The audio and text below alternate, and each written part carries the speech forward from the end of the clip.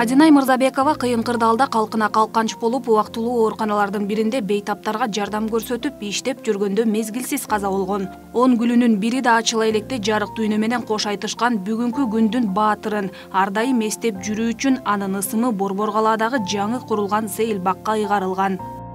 Бүгүн биз жылдыздай жарык этип өмүрүн, кышкы өмүрүн элибиздин саламаттыгына арнаган, журтубуздун саламаттыгына арнаган Адинай кызыбыздын элесине дагы бир рет таазим кылалы деп мына чогулуп турабыз ушул жерде.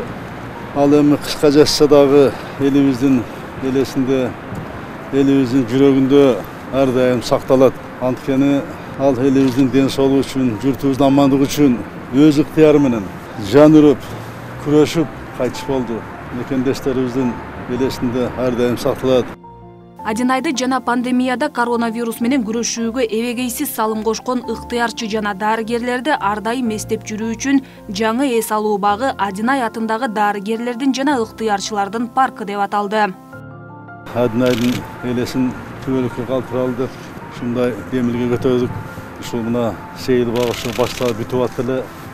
Ушул бактын атын Адинай атындагы дарыгерлердин жана ыктыярчылардын багы деп атайлы деп. Ушуну ишин дегенде Адинайда эле кызмат кылып, жумуш орунда туруп, көп дарыгер өтүп кетти, ыктыярчылар өтүп кетишти.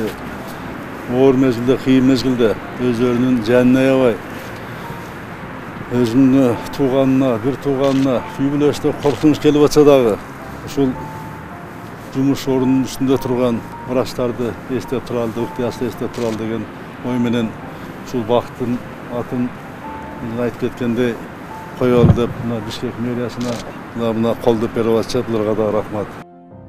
Өлкө башчы менен Адинайдын атасы Замирбек Жээналиев пандемия курмандыктарын эскерүү аллеясына карагай көчөттөрүн отургузуу менен Адинай Мырзабекова атындагы медицина кызматкерлеринин жана ыктыярчылардын паркына бак дарактарды тигүү жөрөлгөсүн баштап беришти.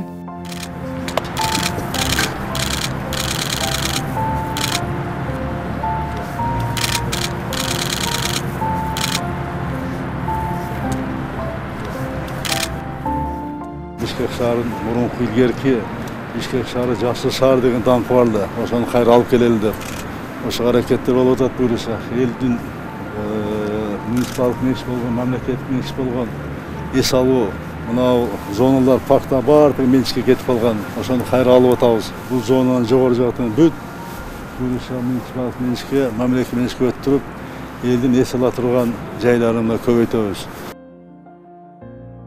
Андан соң өлкө башчы Адинайдын ата-энеси менен жолугуп ыктыярдуу эмгеги жана коронавирус инфекциясына каршы күрөшүүгө кошкон салымы үчүн каза болгондон кийин сыйланган Адинай Мырзабекованын эрдик медалын анын ата-энесине тапшырды.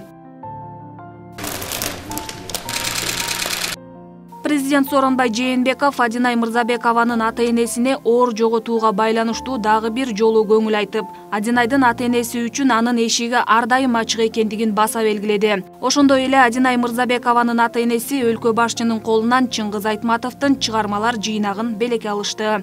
Алина Бактыбекова, Нурдан Гарыпбеков, Пирамида.